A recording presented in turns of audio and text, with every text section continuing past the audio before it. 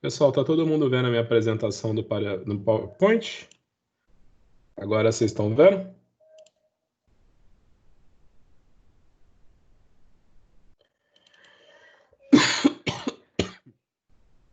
Então vamos lá. Pessoal, então boa noite a todos. Vocês sabem o que é o método do padrão interno? O método do padrão interno é o seguinte: tem técnicas analíticas em que apresentam variação do sinal. O que seria a variação do sinal? Por exemplo, tem uma técnica que chama cromatografia gasosa. Você imagina que na cromatografia gasosa você coloca a tua amostra num recipiente, você aumenta a temperatura e tua amostra vira um gás. Aí ela enche aquele recipiente, né? Ela vira um gás que está enchendo aquele recipiente. Aí você passa uma vazão de gás por esse recipiente, uma parte dessa vazão você direciona para o teu instrumento, outra parte você joga fora, né? A palavra em inglês split quer dizer divisão, né? Então, por exemplo, quando você trabalha com a cromatografia gasosa, você trabalha com o modo split. O que seria o modo split? É quando você divide o tanto de amostra que vai para o equipamento ou não. Então, você imagina que o tanto de amostra que vai para o teu equipamento é difícil de você controlar, né? Porque você está passando uma vazão de gás que vai para o teu equipamento, né? Uma parte você direciona para o equipamento, outra parte você joga fora. Não sei se eu falei para vocês no tempo que eu trabalhava no tempo que eu fiz pós-doutorado na toxicologia na Faculdade de Ciências Farmacêuticas de Ribeirão Preto, que a gente trabalhou com a gente trabalhava com ICP-MS e ICP-OS, né? Inductivity Coupled Plasma. Você imagina o seguinte, né? Você fazia um plasma, mas o plasma seria uma fonte de calor muito alta. Aí você direcionava a tua amostra para esse plasma. Você imagina que é tão quente o plasma que você vaporiza até os metais, né? Então você imagina que você mandava a tua amostra para lá e você imagina que os metais emitiam, né? Lembra aqueles testes de chama que a gente fez em química geral? O teste de chama? Enfim, você imagina o seguinte, que eu estava fazendo análise, né? Eu estava fazendo análise de alimentos. Eu queria dizer quanto que tinha de cromo, de molibdênio no suco de uva, no arroz. Então você imagina que à medida que eu ia jogando amostra no meu plasma, eu ia esfriando o meu plasma. Então eu percebi uma coisa. À medida que eu ia passando, eu fazia em replicata as minhas amostras, né? Então eu fazia em replicata, quer dizer, eu analisava várias vezes a mesma amostra. Então às vezes eu percebia que quando eu injetava a mesma amostra mais de uma vez, o que acontecia? A relação sinal-ruído mudava. A relação sinal-ruído. Né? Você imagina o seguinte, que eu tinha uma resposta para a emissão daquele metal. Então eu passava a mesma amostra 5, 6 vezes, né? Então, pô, estou passando a mesma amostra no equipamento, então deveria ter 6 valores iguais, idênticos, né? Só que eu percebia que esse valor variava. Por que esse valor variava? Porque à medida com a parte do equipamento, né, que borrifava a minha solução no plasma, variava. E você imagina que a temperatura do plasma também variava à medida que eu ia injetando a amostra. Então eu percebia que ali eu tinha uma soma, ali eu tinha uma fonte de variação. Tem uma técnica que é espectroscopia de emissão atômica, é a mesma coisa, né? Só que você imagina que em vez de um plasma eu tenho uma chama. Esse daí é só para cá, essa daí é só para sódio, potássio, lítio. Não sei se vocês já perceberam, no nosso laboratório de química analítica, né, no tempo das nossas aulas presenciais, tinha um sisteminha de emissão na chama, só que ele não estava funcionando.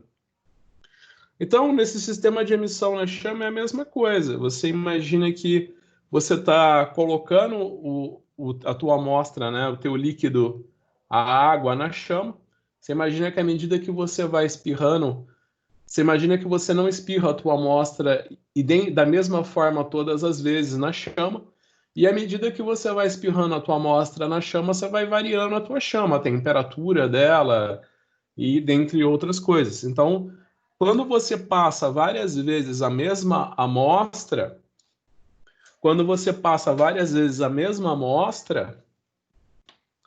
né, nesse equipamento, você não obtém a mesma resposta.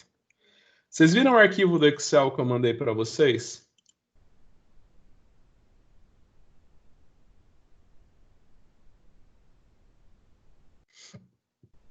Vocês viram o arquivo do Excel que eu mandei para vocês?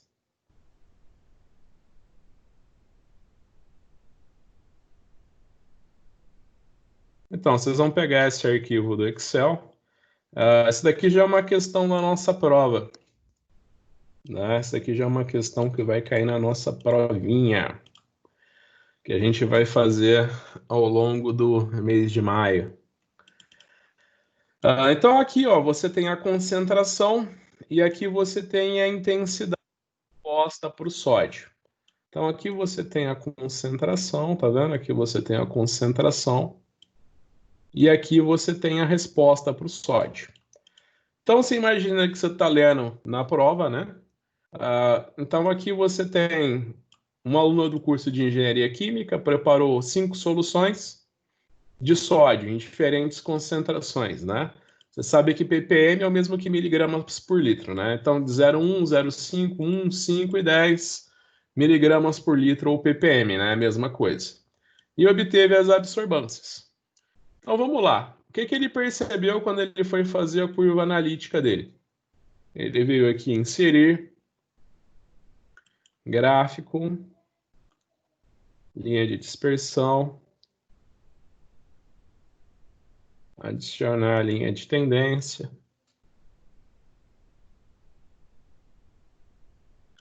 Você pode perceber que tem uma variaçãozinha aqui, né?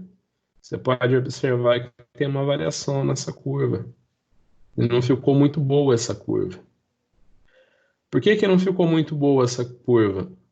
Porque à medida que eu fui passando as minhas soluções, né, aqui é um exemplo, né? Aqui é espectroscopia de emissão na chama. Então, por exemplo, eu posso pegar várias águas minerais, né? E ver a concentração de sódio nessa água mineral. Como que eu determino a concentração de sódio na minha água mineral? Eu borrifo a água no espectrofotômetro de emissão na chama. Você imagina que o sódio ele vai receber a energia que está na chama e vai emitir um comprimento de onda. Eu pego a intensidade dessa emissão e determino aqui e faço aqui minha curva de calibração, minha curva analítica. Muito bem, não ficou muito boa essa curva. Por quê? Porque à medida que eu fui espirrando a minha água mineral, à medida que eu fui espirrando a minha água mineral na chama, a minha chama foi variando, né? Então isso daí atrapalhou o meu resultado. Então uma coisa que se usa nesse tipo de caso, toda vez que eu trabalho com cromatografia gasosa, espectrofotometria de emissão atômica, né? Você tem espectrofotometria de emissão atômica, né? Você tem na chama e no plasma. Toda vez que você tem técnicas analíticas como espectrofotometria de emissão atômica e cromatografia gasosa, você tem que usar o padrão interno. Por exemplo, toda água tem sódio. Toda água tem sódio, né? Mas o lítio ele já é mais raro na água, né? Não é toda água que tem lítio. Então, o padrão interno é o seguinte: é quando eu coloco em todas as minhas amostras uma concentração que eu sei de lítio. Então, eu fiz aqui minhas soluções, né? Eu fiz aqui minhas soluções de sódio nessas concentrações. Eu vou fazer com que todas essas soluções tenham a mesma concentração de lítio. Aí, quando eu passar a amostra, então essas amostras aqui, eu sei que elas têm concentração crescente de sódio, então, obviamente, a resposta para o sódio tem que aumentar. Mas eu sei que todas essas amostras têm a mesma concentração de lítio. Então, a resposta para o lítio deveria ser igual em todas. Mas, para minha surpresa, não é. Para minha surpresa, o sinal do lítio não é igual em todas as amostras. embora eu tenha preparado todas essas amostras para ter a mesma concentração de lítio. Então, o que que aconteceu? Por que que eu não tenho a resposta para o lítio igual em todas as amostras?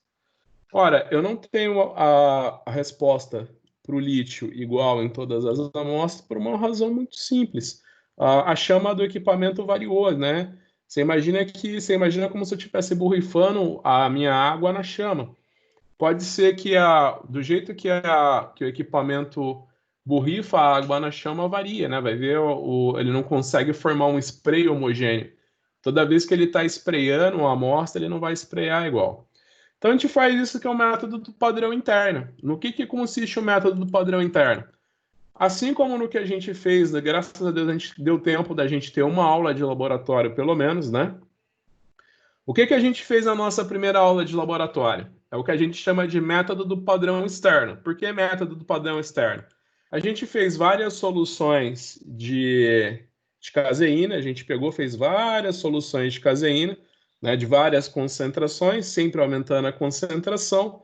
Aí a gente fez um gráfico, né, concentração vezes resposta, x vezes y, né, você imagina que o x é a concentração, o y é a absorbância, e através da curva analítica a gente determinou a concentração da amostra. Então, o que a gente fez lá no método do Biureto é o que a gente chama de calibração externa. Então, por exemplo, aqui eu quero determinar a concentração da minha amostra. O que é o método de calibração externa? Eu vou obter um gráfico y é igual a A mais BX, e eu vou determinar a concentração da minha amostra fazendo y menos A dividido por B. Isso daqui é o método da... Opa, não posso pôr igual, senão ele não entende que é a letra. Então, isso daqui que é o método da calibração externa. O que é o método do padrão interno? Eu faço igual no método de calibração externa, só que em cada amostra eu coloco a mesma concentração de um determinado analito. Então, quando eu olho para cá e vejo que, embora a concentração desse analito seja a mesma, a resposta dele não é a mesma em todas as amostras. Por que não é a mesma? Porque alguma coisa está variando. Então, quando eu faço, em vez de eu fazer a concentração do sódio versus a resposta do sódio, eu vou fazer o quê? Eu vou fazer a resposta do sódio dividido pela resposta do lítio. Porque quando eu coloco aqui a razão ao invés da resposta, eu corrijo esse erro. Então, por exemplo, se eu estou fazendo aqui um gráfico, né? Se eu estou fazendo aqui esse mesmo gráfico, ó.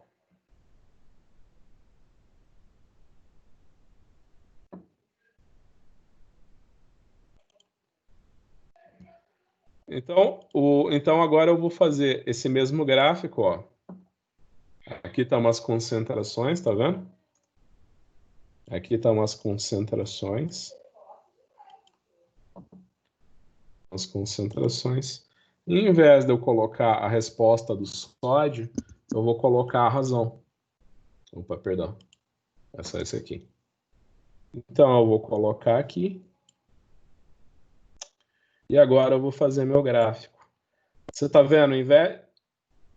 Ó, aqui eu tenho concentração e resposta do sódio. Esse é o método do padrão externo. A calibração interna é isso. Quando em todas as minhas amostras eu vou colocar um analito que não está originalmente presente na amostra na mesma concentração. Aí eu vou colocar a resposta do meu analito dividido pela resposta do padrão interno. Esse é o método do padrão interno. Agora eu vou fazer esse gráfico aqui. Eu vou inserir gráfico. Agora eu vou vir aqui, adicionar a linha de tendência.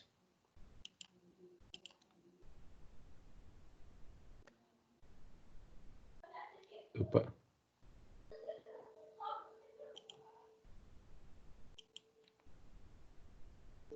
Agora eu vou colocar para colocar o R, os coeficientes. Ó, vocês viram como ficou bem melhor? Então aqui é a calibração. Aqui é a calibração interna.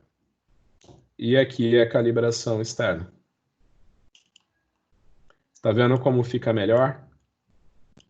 Então, eu posso determinar a concentração do meu analito, ó. Esse daqui é meu analito e essa daqui é a resposta do padrão interno. Então, aqui é a resposta do sódio, aqui é a resposta do lítio. Então, eu posso determinar a concentração através da calibração interna e através da calibração externa, né?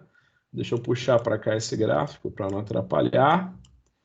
Ó, então, eu vou obter a curva de calibração para calibração externa. Então, eu vou pôr o proj.lin. Aqui eu vou pôr os valores de y.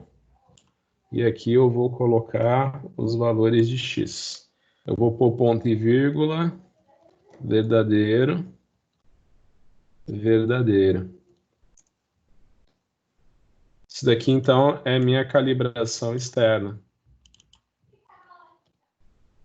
E aqui vai ser a minha calibração interna.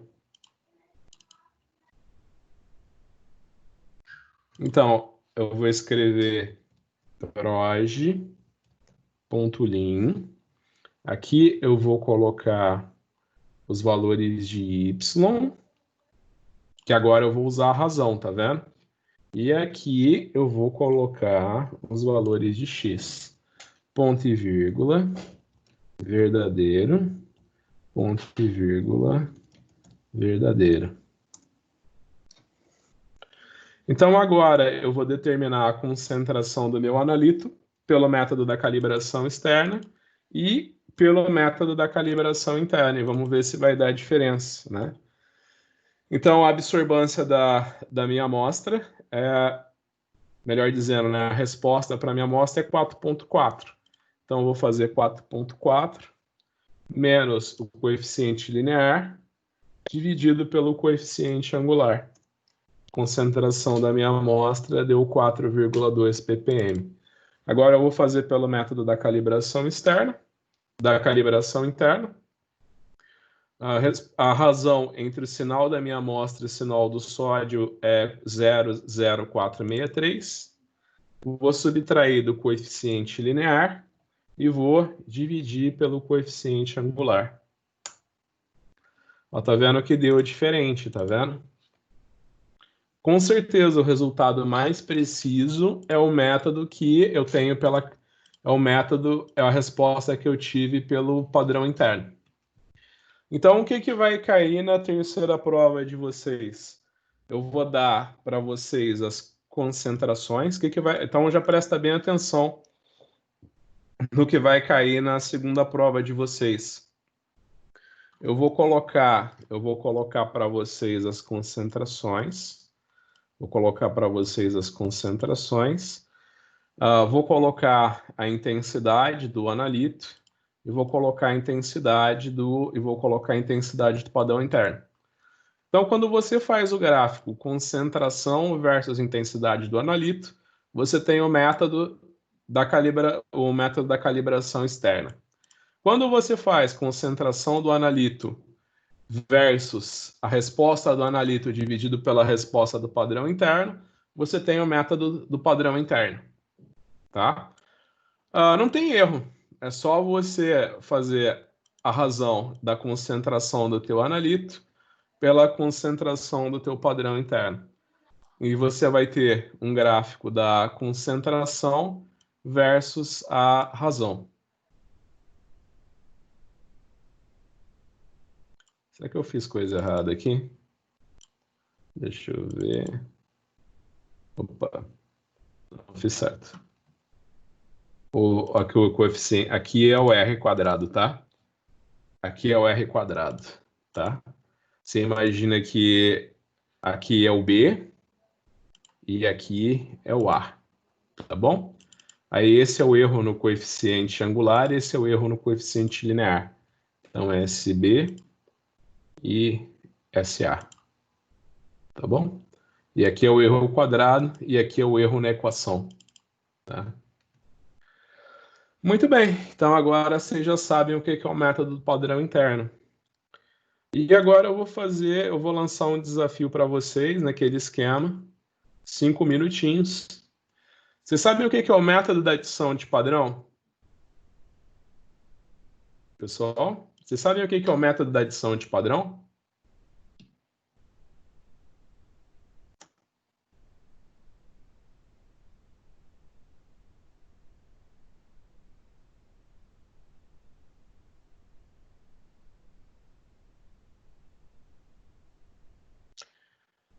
Como o próprio nome já diz, você adiciona um padrão.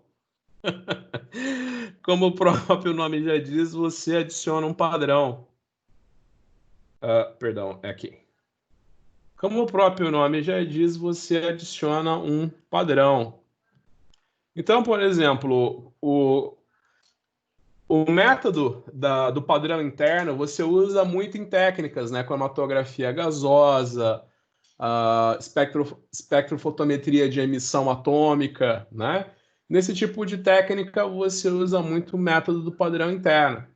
Na espectrofotometria de absorção molecular, né, vulgo, né, o que a gente faz na nossa aula, colorimetria, né, que é a espectrofotometria de absorção molecular, ela pode ser na região do ultravioleta, onde você não vê cor, né, porque o olho humano pega a luz só de 400 a 800 nanômetros, né, ainda depende muito da pessoa, né. Quando você faz um método de espectrofotometria de absorção molecular, né, e a absorbância mensurada está dentro da região do visível, né, de 400 a 800, você chama de colorimetria, né? Então, por exemplo, esse daqui é um método que eu quero ver se eu faço com vocês no laboratório quando voltarem nossas aulas presenciais, que é o método do azul de molibdênio. Então você pensa o seguinte: você tem os refrigerantes à base de Coca, né? Toda vez que você vê um refrigerante tiver escrevido Coca, Pepsi Cola, Coca-Cola, Dolly Cola, você imagina que toda vez que um refrigerante tem escrito cola, é porque ele tem fosfato. Você imagina que aquele sabor azedinho do refrigerante, ele é do ácido fosfórico que está no refrigerante. Então você pensa que toda vez que você está tomando um refrigerante, aquele azedinho é do ácido. Se for um guaraná, uma açaí, aquele azedinho vem do ácido cítrico. Quando são refrigerantes à base de cola, né, esse azedinho vem do ácido fosfórico, né? Você imagina que a legislação brasileira, né, não só a brasileira, a norte-americana também, ela permite que você única bebida que pode ser acidificada com ácido fosfórico são os refrigerantes à base de cola, né?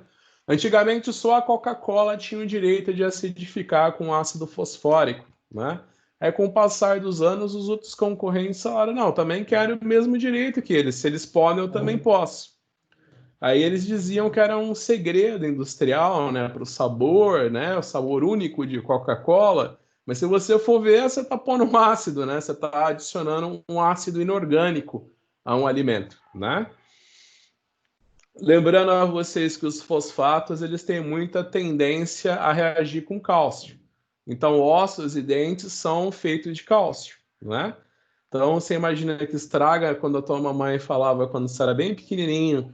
Hoje eu falo isso para minha filha, né? Não toma refrigerante que estraga os dentes, filha, né? Especialmente as Coca-Colas, né? Você imagina que o ácido fosfórico, de fato, ele ataca os dentes e os ossos, né? Então, a mulher tem maior tendência a ter osteosporose. Quanto mais refrigerante, mais Coca tem, mais tendência vai ter a ter osteosporose. Então, a gente tem esse método do azul de molibdênio, que a gente usa para determinar fosfato, pode ser na urina ou no refrigerante. Você imagina que o azul de molibdênio, ele se liga com o fosfato, então a gente tem um reagente, ele se liga esse reagente, que é um complexo à base de molibdênio e tungstênio, ele se liga com o fosfato do refrigerante, depois a gente coloca um pouquinho de vitamina C. Esse complexo é reduzido pela vitamina C e adquire uma coloração azul. Então, a gente determina a concentração de fosfato na urina ou no refrigerante com o método azul de molibdênio, né?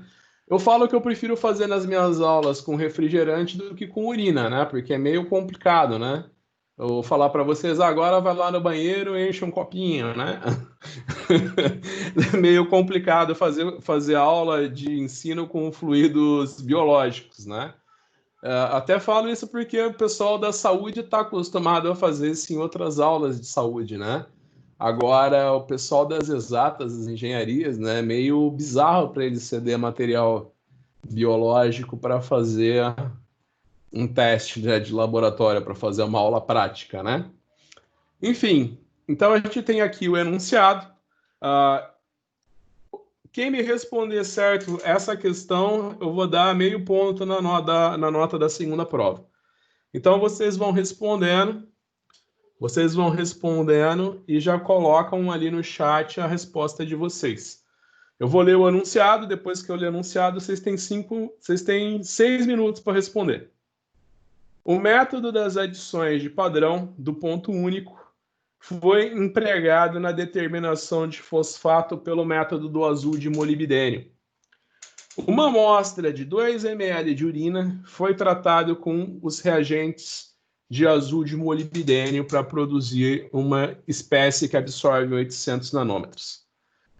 Após isso, a amostra foi diluída para 100 ml. Uma alíquota de 25 ml proporcionou uma leitura no instrumento de 0,428.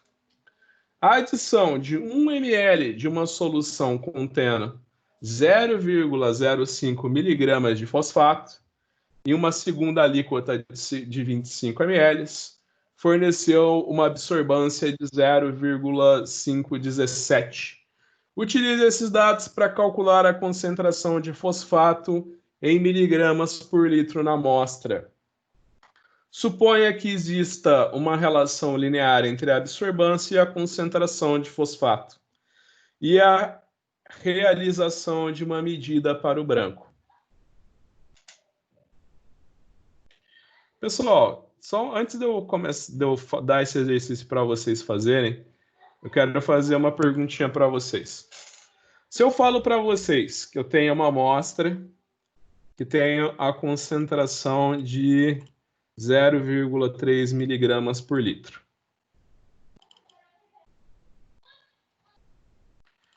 E ela tem essa amostra, né? Eu coloquei reagentes para fazer, faz de conta que é nitrito no salame, né? Então eu peguei 10 miligramas de salame, eu fiz a reação de Nessler para formar uma substância rosa, né? Então tá, se eu tenho uma amostra que tem 0,3 miligramas de nitrito, né? Então vou colocar aqui miligramas por 100 gramas. Essa amostra tem uma absorbância de 0,5. Aí eu pego uma outra amostra, preparo ela do mesmo jeito e eu acho uma absorbância de 0,6. Você mata fácil qualquer concentração, não mata? Você mata fácil qualquer concentração, não mata? Nesse caso aqui, nesse exemplo que eu dei para vocês, qual seria a concentração na amostra?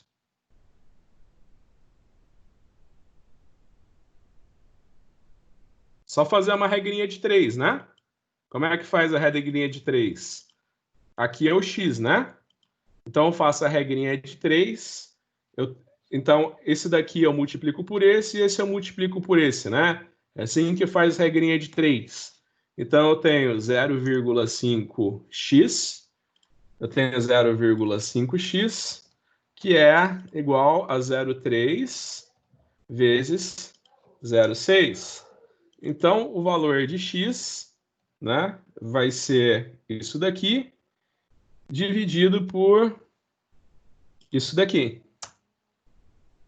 Então nesse momento eu descobri que a concentração...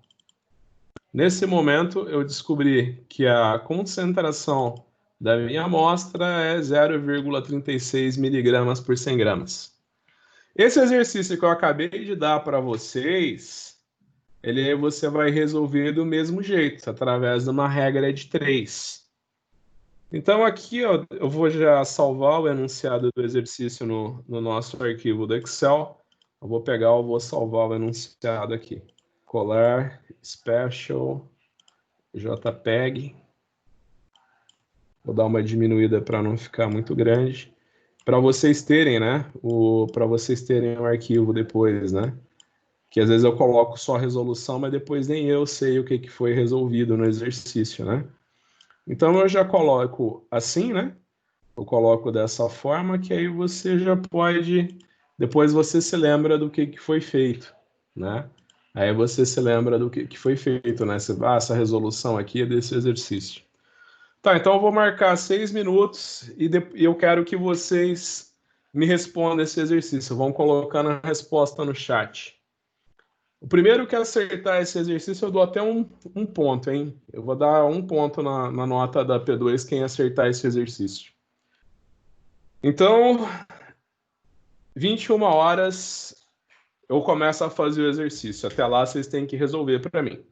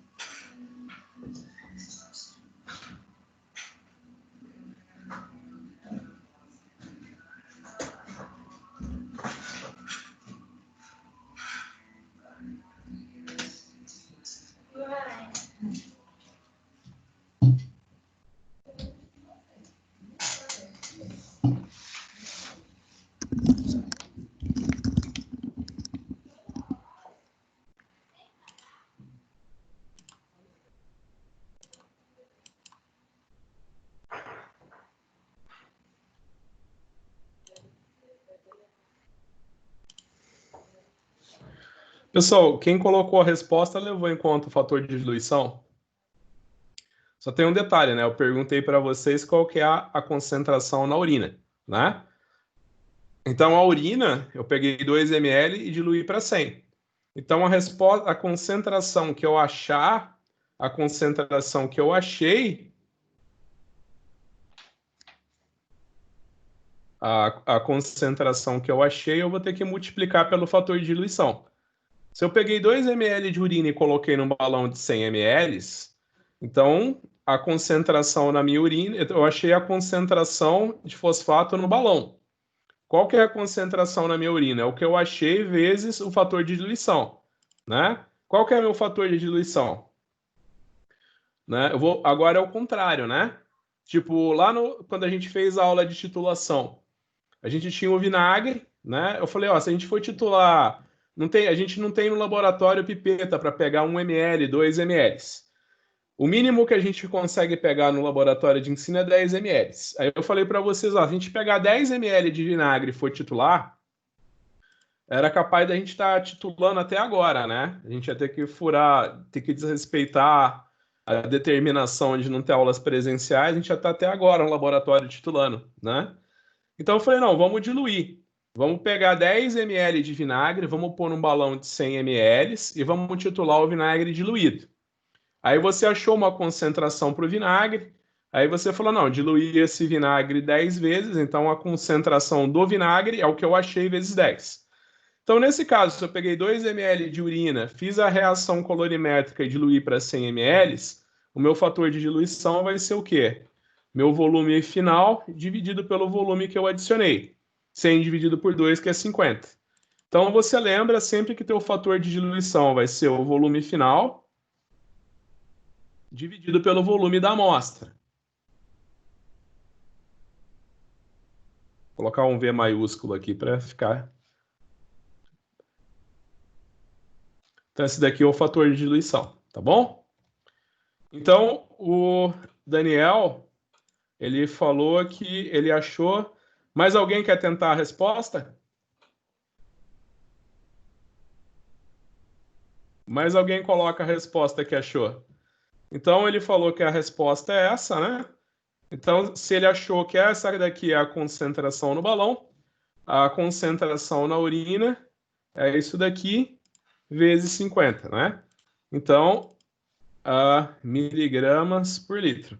Então, a concentração de fosfato na urina é 20,69 por 5, né? Bem, vamos ver. Mais alguém quer tentar a resposta? Pode digitar ainda, tá valendo. Quem achou algum valor pode digitar. Dou-lhe uma, dou-lhe duas, dou-lhe três. Mais alguém vai tentar?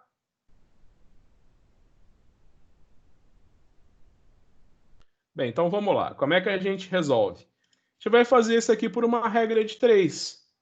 Eu vou colocar aqui a absorbância e aqui eu vou colocar a concentração da minha amostra.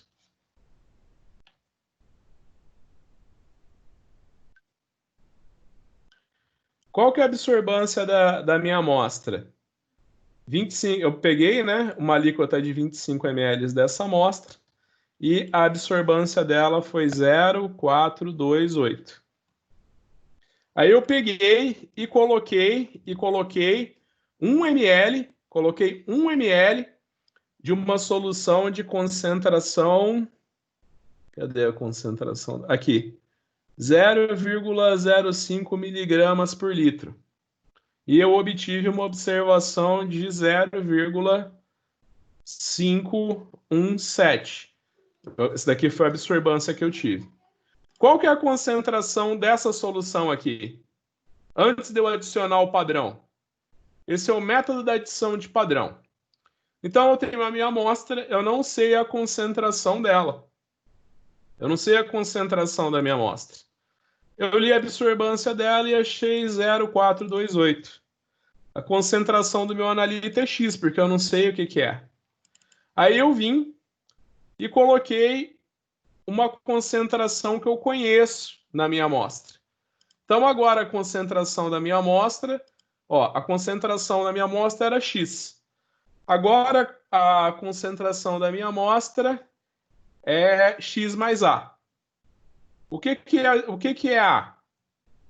É a concentração que a amostra vai ter devido à adição do meu analito. Então, se eu coloquei 1 ml de uma solução que tem concentração 0,05 miligramas por litro, eu coloquei 1 ml, qual que foi o volume final? 26 ml, né? Então, a concentração de fosfato na minha amostra devido ao 1 ml de fosfato de concentração 0,05 miligramas por litro,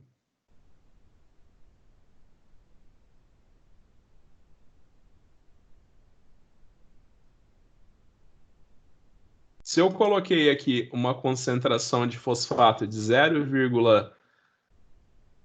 então a minha amostra tinha uma concentração de 0,05 miligramas por litro, né? Aí eu coloquei em 1 ml dessa amostra, né? Para um volume final de 26 ml, né? Você imagina que a minha amostra, o volume da minha amostra, era 25 ml. Eu adicionei, né? 1 ml.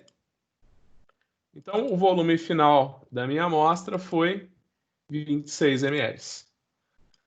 Então, agora, para eu resolver esse problema aqui, é só eu resolver a regrinha de 3.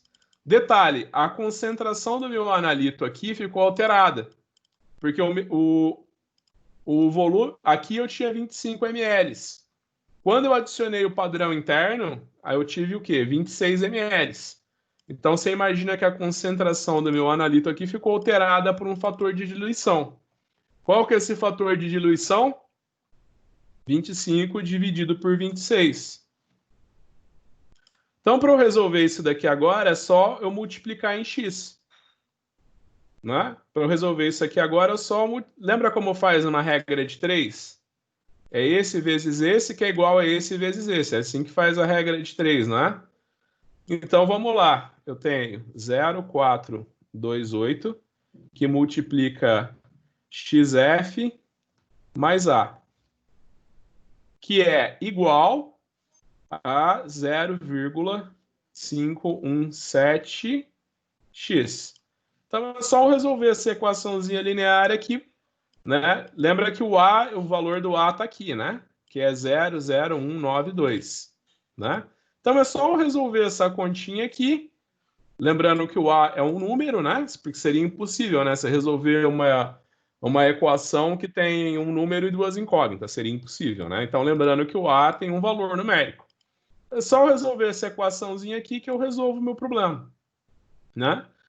Então, você imagina que o valor de A, que é o único valor numérico que eu tenho, vai ser isso daqui vezes isso daqui. Aí você imagina que eu vou ter 0,438 vezes x vezes f, que é igual a 0,517x. Né? Então, eu tenho que isso daqui está positivo, isso daqui vem para cá subtraindo. Então, isso daqui vai ser 0,157 menos 0,428 vezes o valor de f.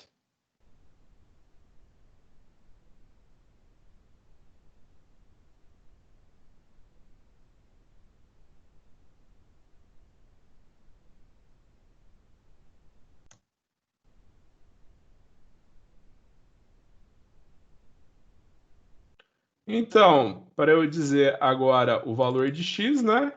Para eu dizer o valor de x, é só eu fazer isso daqui dividido por isso daqui.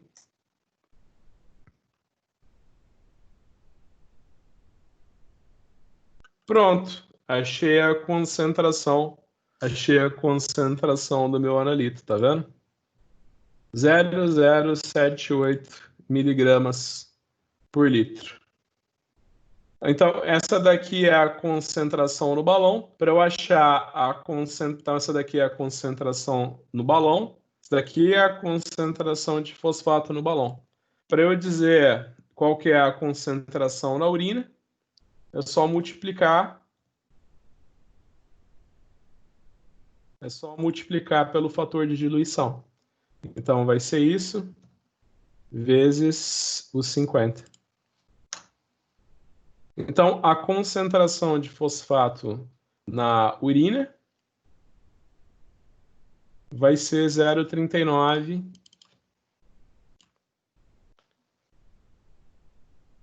Esse daqui vai ser a concentração de fosfato na urina. Certo? Todo mundo entendeu?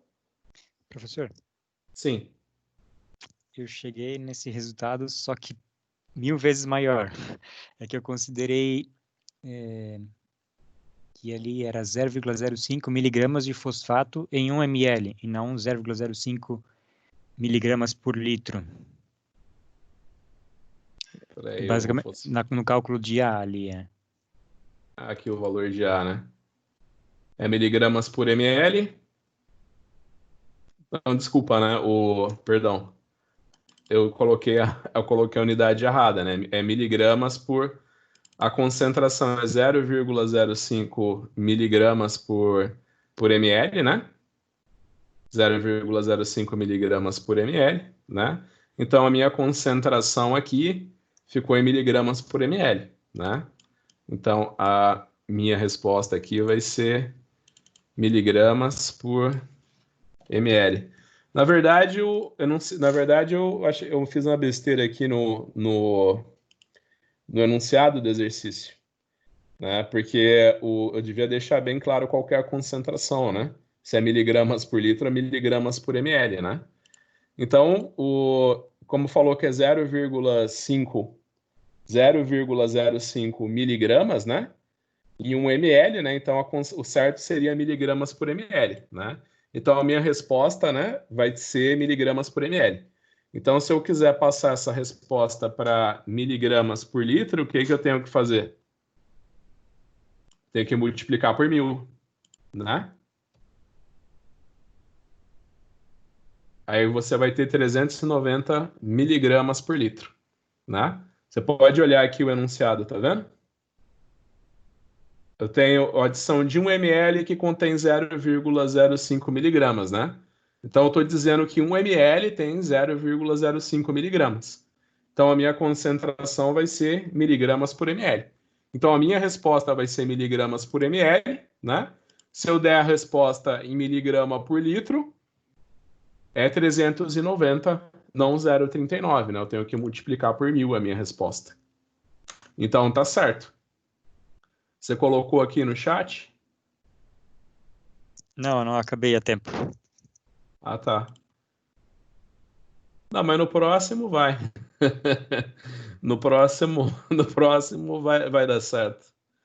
Mas então vocês entenderam o raciocínio, né? Tem alguém que não entendeu o raciocínio de como é que funciona? Vocês prestam bastante atenção nesse exercício, porque aí outra coisa, eu acho que a gente já, se a gente tiver aula agora só de sexta-feira, a gente termina a parte teórica até voltar nossas aulas práticas, né? Até voltar nossas aulas presenciais, né? Aí a gente pode, aí quando a gente voltar nossas aulas presenciais, a gente pode fazer aula de experimental toda semana. Aí a gente acaba na metade de julho. O que vocês acham? Pessoal? Acho que é uma boa. Tá, então na semana que vem a gente tem aula só na sexta, a partir da semana que vem, a gente tem aula só na sexta-feira. Aí eu acho, aí vão ser mais 4 ou 5 semaninhas, né? Aí a gente termina aí a gente termina toda a nossa parte teórica, né? A gente já está bem perto de terminar toda a nossa parte teórica. E na semana que vem a gente vai fazer muitos exercícios desse tipo aqui, tá vendo? É o método da adição de padrão. Você tem uma amostra, você não sabe qual que é a concentração dela. Aí você lê a absorbância. Aí você vem, adiciona uma concentração que você conhece do analito e lê a absorbância.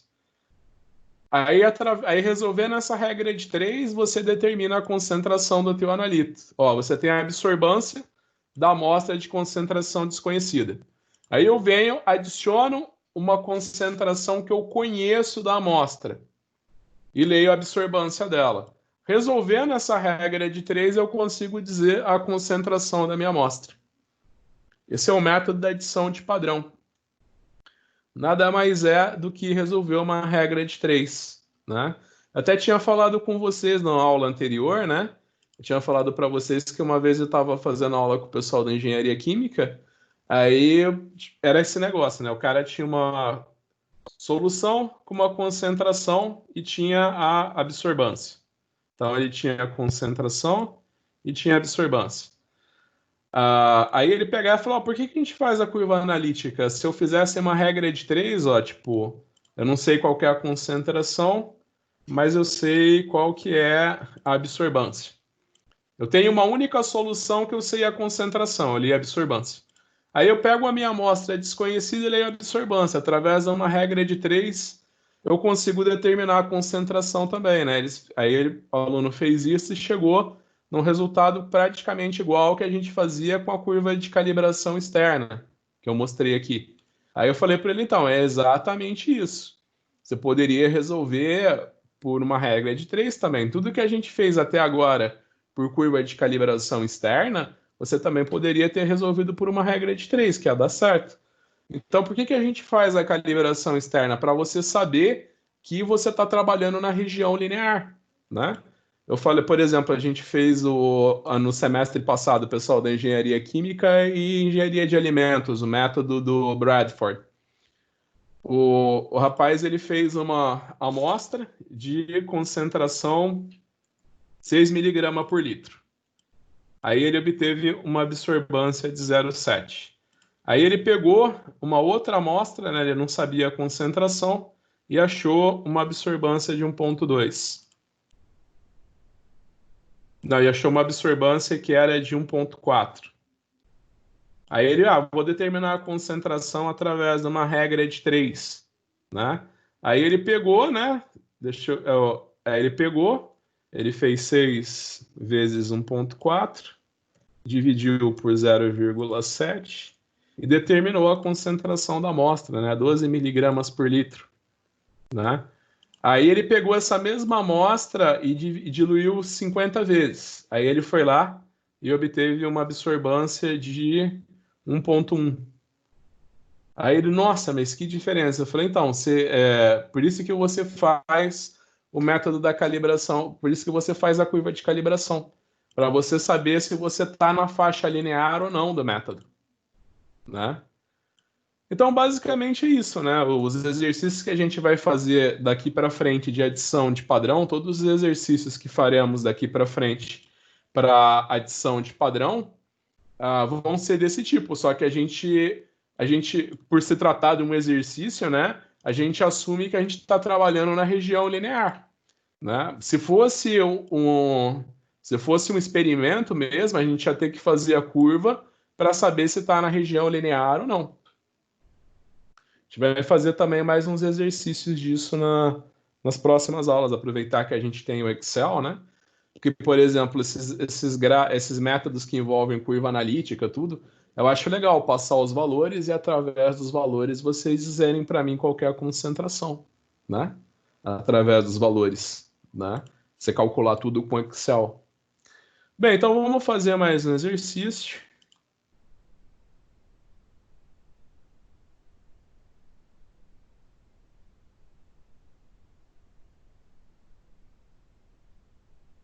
Então, quanto às aulas, aí eu ia fazer o seguinte, a parte de espectrofotometria a gente fazia no meu laboratório, são poucos alunos. Com 11 alunos dá para fazer tranquilo no meu laboratório, até é melhor. Porque lembra que quando a gente fez a aula de titulação, na verdade eu queria ter feito o método de Bradford com vocês.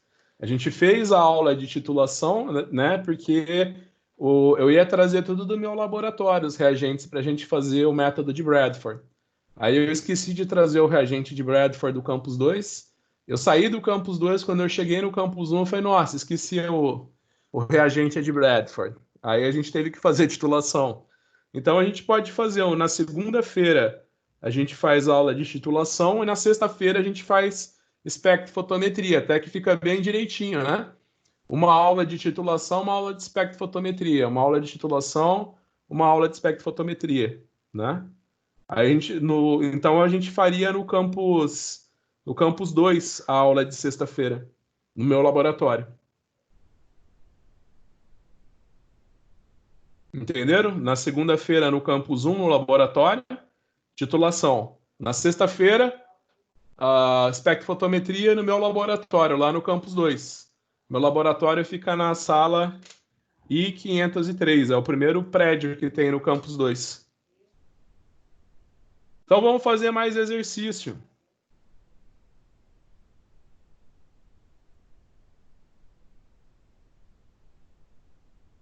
Deixa eu ver.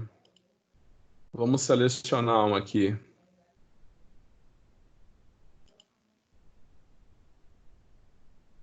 Olha aqui, pessoal. Vocês resolveram já os exercícios dessa aula de colorimetria que eu mandei para vocês?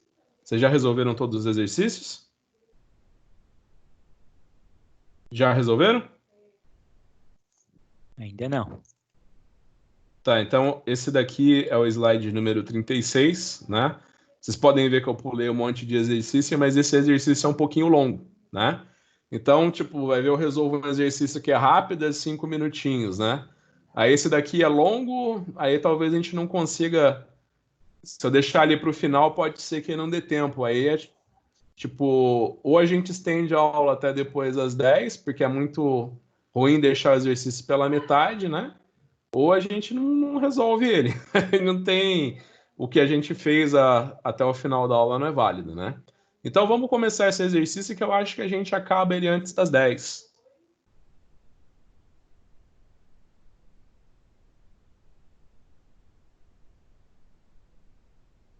Ele é do slide 36 ao slide de número 40, né?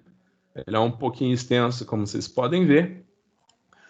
O complexo for... Então vamos lá, vamos começar a resolver exercícios para dar tempo da gente terminar até as 10. O complexo formado entre o cobre e a fenantrolina apresenta uma absorvidade molar de 7.000 litros centímetro mol a menos 1, a 435 nanômetros. O comprimento de onda de máxima absorção. Peraí, cadê você? Tá aqui, vamos lá. Desculpa, eu comecei a ler, comecei a ler no slide errado. O cobre mais um, né? Vocês lembram lá das nossas aulas de química geral? Infelizmente, vocês não fizeram comigo a química geral. Eu comecei a dar a química geral no primeiro semestre de 2019.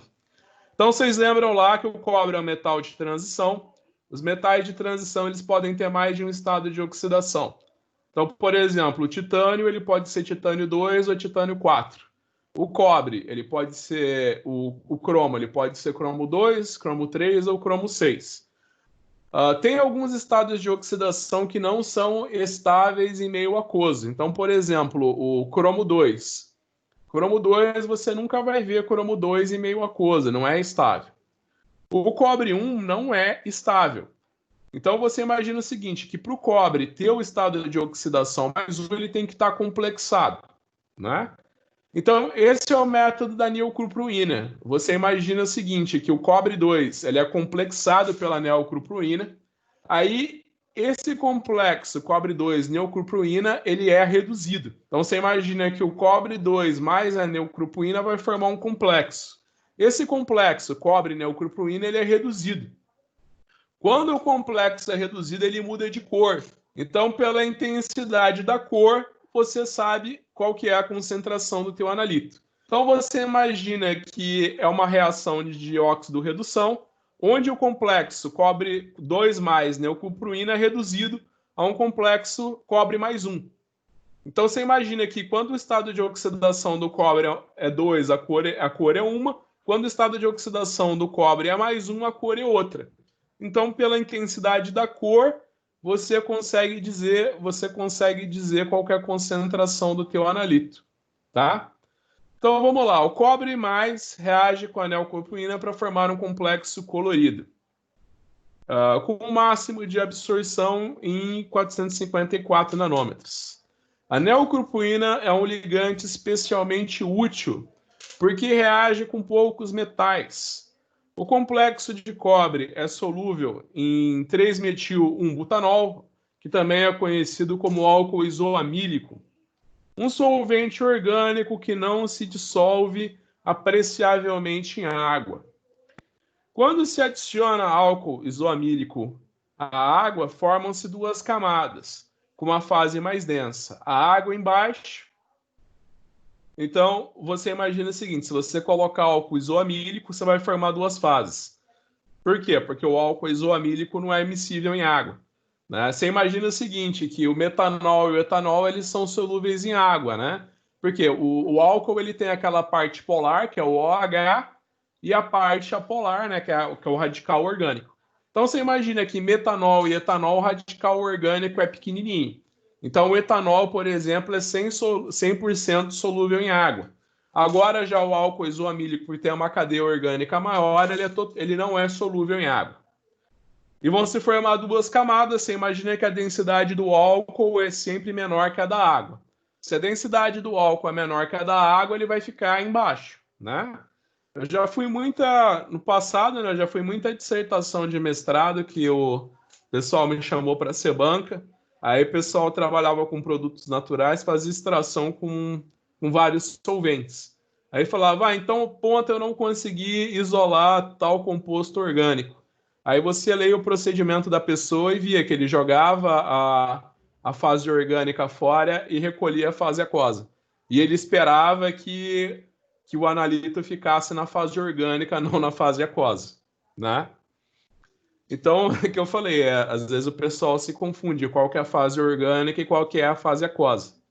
Você imagina que os solventes que são álcool, eles têm sempre a densidade menor que a da água, né? Eles têm sempre a densidade menor que a da água, então eles sempre vão ficar por cima da água.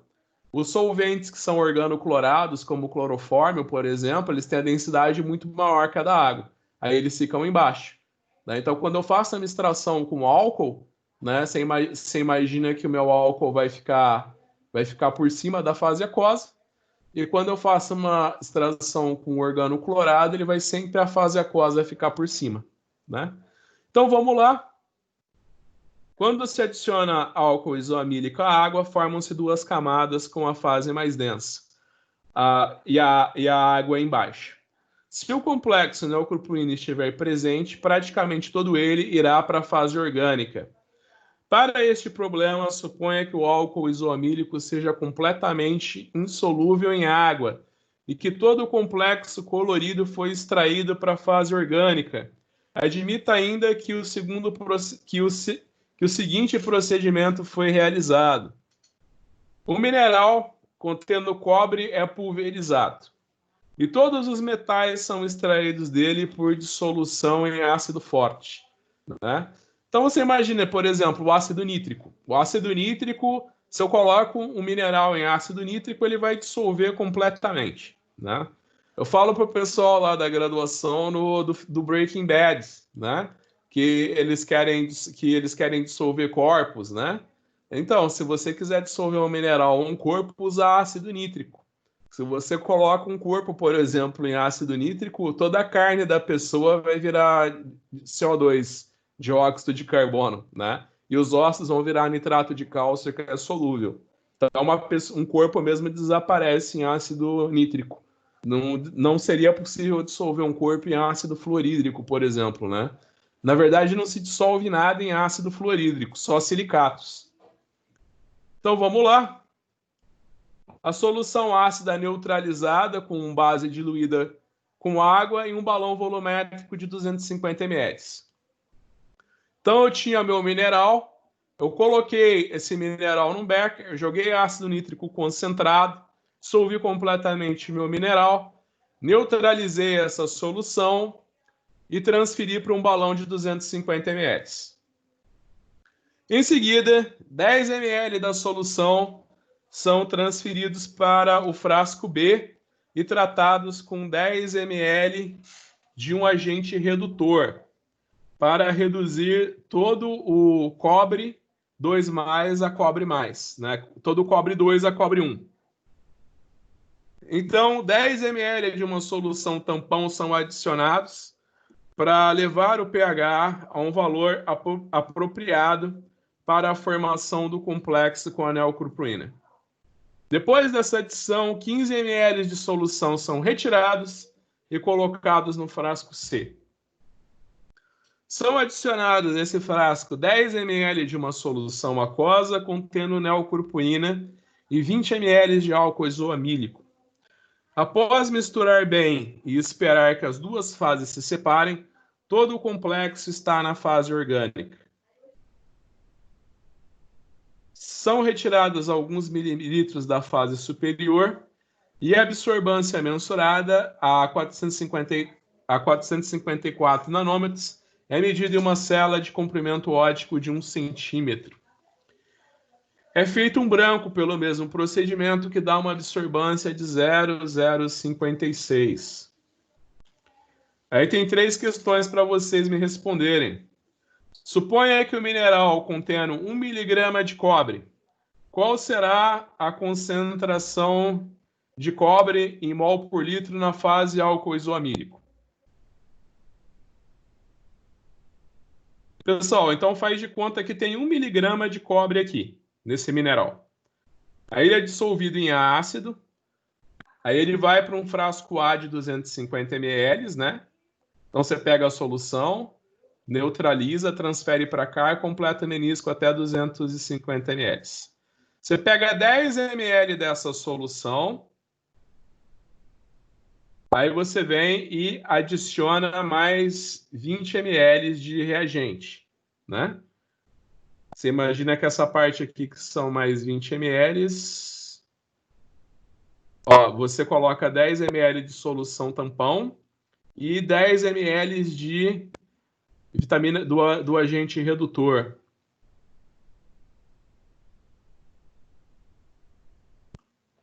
Depois, você pega 15 ml dessa solução, transfere para cá. Aí você adiciona 10 ml de uma solução aquosa do reagente, mais 20 ml de reagente orgânico, né? Então você vai ter uma fase orgânica de 20 ml e uma fase aquosa de 25 ml. Você imagina que todo o teu analito vai estar nessa fase orgânica aqui. Então você imagina que o teu analito ele é diluído duas vezes, tá bom? Olha, foi diluído 1 e 2 vezes. Então você imagina que para eu dizer a concentração, então você imagina o seguinte: o que eu estou te perguntando? Presta bem atenção que vai cair essa mesma questão na prova. Eu vou ter que mudar só os números dela, mas a questão vai ser igualzinha na prova. Eu estou perguntando para você qual que é a concentração da fase orgânica aqui no frasco C. Então você imagina que todo o meu analito vai estar nesses 20 ml de fase orgânica. Até ela chegar aqui, essa solução A foi diluída 1, 2 vezes. Qual que é a concentração aqui? É a concentração no frasco A vezes um fator de diluição e vezes esse fator de diluição. Então a primeira coisa que eu tenho que fazer é o quê? Determinar a concentração no frasco A. Como que eu determino a concentração no frasco A? Lembra que a gente fez exercício de determinar a concentração?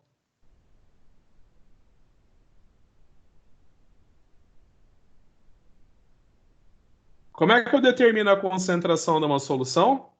Quem que vai me falar? Vou colocar aqui só a figura para vocês lembrarem.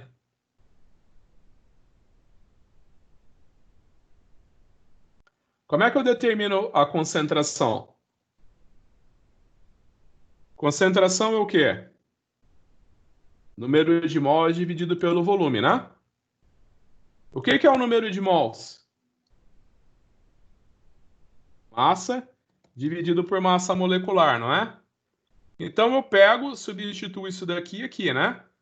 Aí eu vou ter a fórmula que concentração é igual massa dividido por volume vezes massa molecular.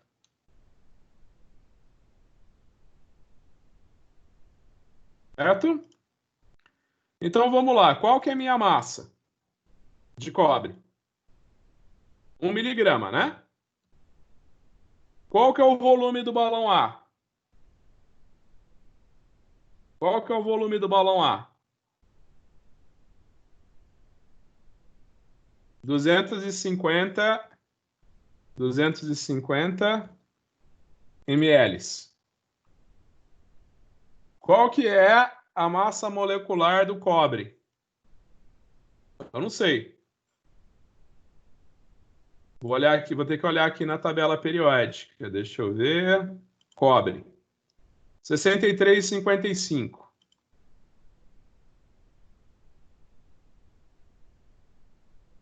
O quê? Gramas por mol. Né? Então, se eu for determinar a concentração da solução A, vou determinar a concentração da solução A.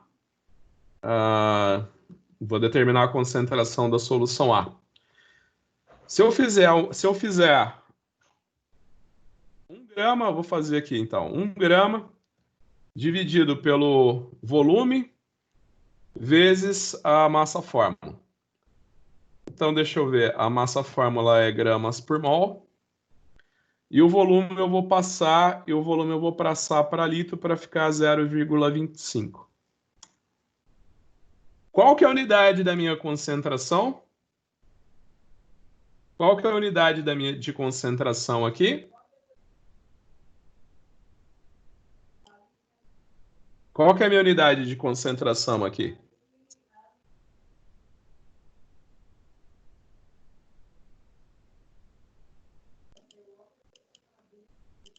Ó, eu dividi miligrama por litro por grama mol. Então, cortou grama com grama, sobrou mol por litro. E o M, né? A minha massa não era em grama, era miligrama, então sobrou M. Então, a minha resposta é milimol por litro. Essa daqui é a minha concentração no frasco A. Essa daqui é a minha concentração no frasco A. Ó, vou colocar até aqui, eu vou clicar aqui em fonte.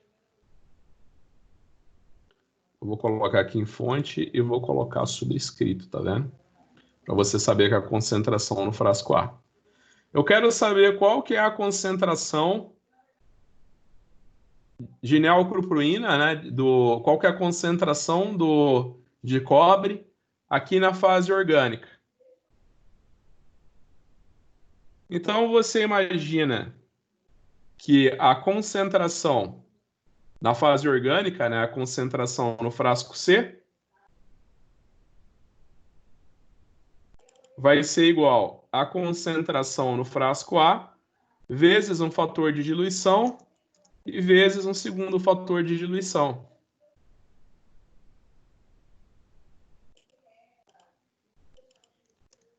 O que vai ser esse primeiro fator de diluição? É quando a solução é diluída para cá, né? Ó, peguei 10 ml e coloquei no Erlenmeyer, depois eu coloquei mais 20 ml. Então, qual que vai ser o meu fator de diluição? Vai ser volume inicial dividido por volume final, não é?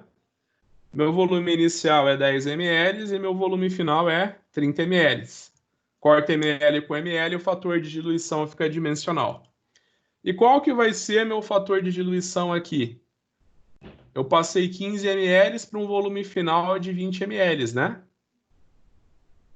Ó, minha fase orgânica vai ter 20 ml, né? Você imagina que todo o meu analito que estava nesses 15 ml vão ficar nessa fase orgânica que tem 20 ml. Então, o meu segundo fator de diluição vai ser o quê? Vai ser 15 dividido por 20. Então, qual que vai ser a minha concentração na fase orgânica? Qual que vai ser a minha concentração na fase orgânica nesse frasco C? Vai ser a concentração do balão A vezes o fator de diluição 1 vezes o fator de diluição 2. E a minha resposta vai ser milimol por litro.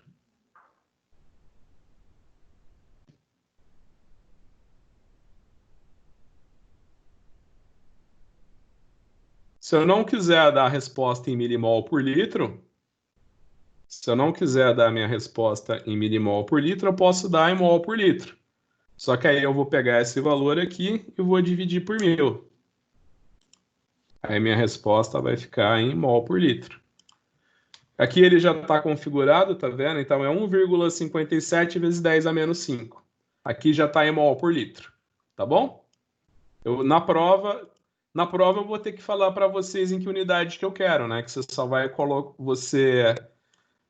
na prova você só pode usar números, né? Então provavelmente eu vou falar para vocês dê a resposta em micromol por litro, porque aí vai ficar com o valor inteiro, né? Então, por exemplo, se você multiplica isso daqui por 1000, aí vai dar 15,73. Então, na prova, eu falo assim, dê a resposta em micromol por litro. Aí você vai colocar lá na resposta 15,7. Tá? Você tem que prestar atenção na hora de fazer a prova, qual que vai ser a unidade que eu vou te pedir. Pessoal, tá todo mundo entendendo?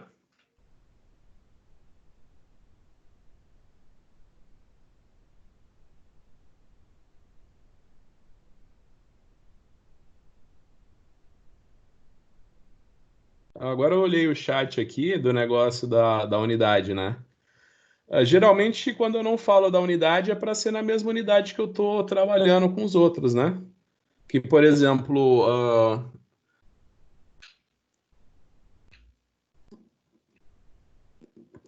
agora depois você me manda se tiver alguma questão na prova, né, que você não está entendendo o que você vai pôr na resposta, você dá um print, você abre a prova, dá um print do screen da questão e manda para mim no meu e-mail para eu poder te ajudar. Que eu falei que essas provas pelo AVA, cada aluno recebe as questões numa ordem diferente, né? Então você fala, a questão 2, a questão 3, eu não vou saber que questão você está falando, né? Então, se alguém tem alguma dúvida das unidades, tudo da questão da prova, print to screen e manda para mim no meu e-mail da FUIB, né, que é o embsouza@furb.br. Então vamos lá, tá todo mundo entendendo? Todo mundo entendeu o primeiro item do problema? Todo mundo entendeu esse item? Ó, então aqui a gente acabou de responder o primeiro item. Suponha que o mineral contenha 1 miligrama de cobre. Qual será a concentração de cobre em mol por litro na fase álcool isoamílico? A gente acabou de determinar. Se a absorvidade molar do complexo for 0,79 elevado à terceira, qual será a absorbância observada? Lembre-se de que o branco, feito pelo mesmo procedimento, apresentou uma absorbância de 0,056. Então, agora é o item B. Então, ó, esse daqui é a resposta do item A. Ctrl C. Ctrl V.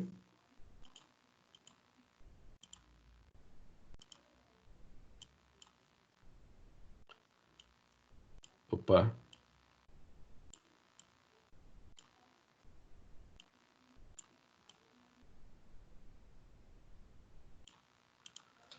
Agora, vamos resolver essa segunda. Quanto que você acha que é a absorbância?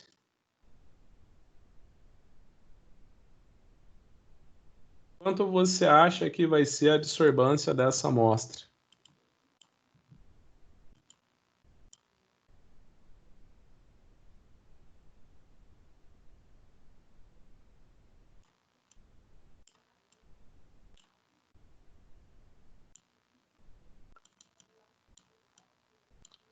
Qual que você acha que vai ser a absorbância dessa amostra? Pessoal, então você lembra o quê? Que é absorbância? A absorbância é igual a quê? A absorbância é igual a concentração vezes o caminho óptico, né? Então você pode até escrever ABC para você lembrar. Então você imagina que a absorbância vai ser igual a concentração vezes o caminho óptico, né? Que você pode representar por um A, e a absorvidade molar que você representa por B. Então a absorvidade molar, ele já falou que é 7,9 vezes 10 a terceira. Então nesse caso aqui ele já falou que o B é igual a 7,9 vezes 10 a terceira, né? Então, vezes aqui, e o 10 elevado à terceira é o 10 chapeuzinho 3. E ele falou que o comprimento da... E ele falou que o comprimento da cubeta é de 1 centímetro, né? Então, o A vai ser igual a 1 centímetro, né? Então, para eu determinar a absorbância da minha amostra, é só eu fazer a concentração.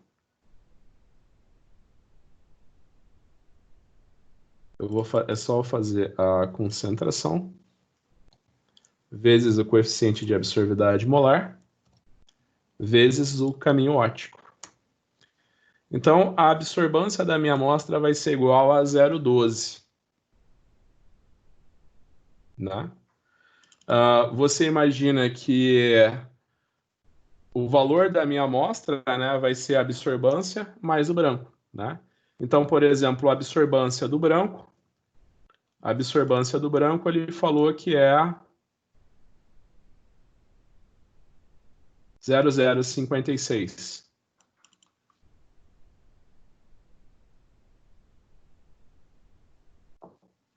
Então, a absorbância da minha amostra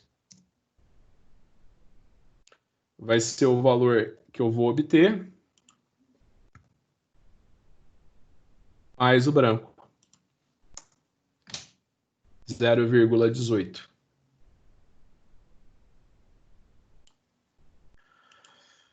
Um mineral é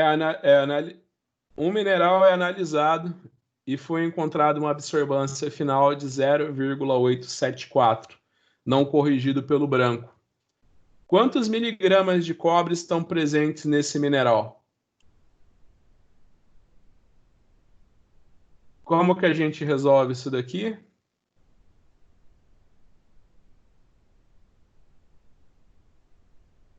Através de uma regra de 3.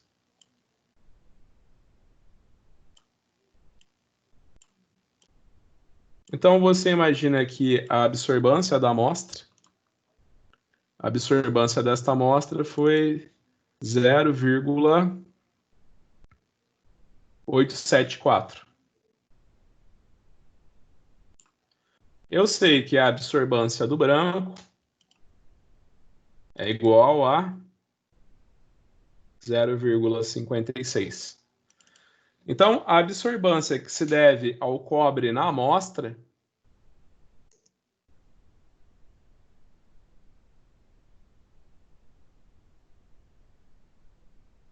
vai ser igual a isso menos isso. Para eu resolver esse problema agora é só eu fazer uma regra de 3. Ó, aqui eu tenho a concentração e aqui eu tenho a absorbância. Se eu tiver 1 miligrama na amostra, eu sei que eu vou ter uma absorbância de 0,12431. Se eu tiver X gramas de cobre na minha amostra, eu vou ter uma absorvância de 0,818. Então, para eu determinar o valor de X, é só multiplicar, né, em cruz. Eu vou ter isso daqui, vezes isso daqui, dividido por isso daqui. Estou simplesmente resolvendo uma regra de 3.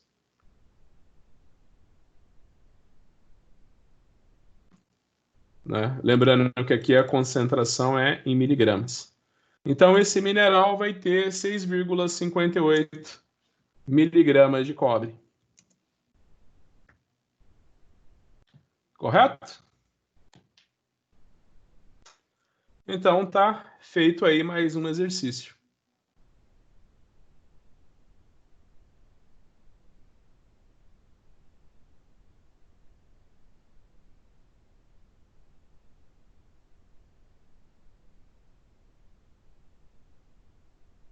Ah, teve alguém aqui que perguntou da prova, né?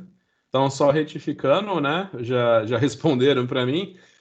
Só retificando, né? É isso mesmo. É isso mesmo que a Tainara falou.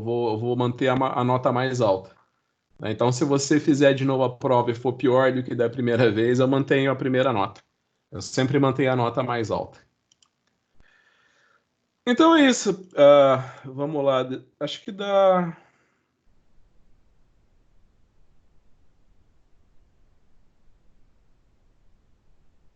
Bem, então é isso, pessoal. Então a gente. Então na sexta-feira é feriado. Na próxima segunda-feira, então, a gente não tem aula, que se a gente começar a ter aula só nas sextas-feiras, dá tempo da gente terminar toda a parte teórica até o dia 1º do 6, tá?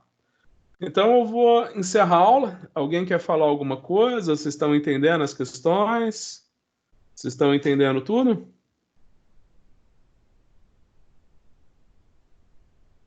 Pessoal? Alguém quer falar alguma coisa? Bem, então é isso. Eu vou encerrar a aula. Então faltam só 8 minutinhos. Então é isso. Eu vou parar a gravação.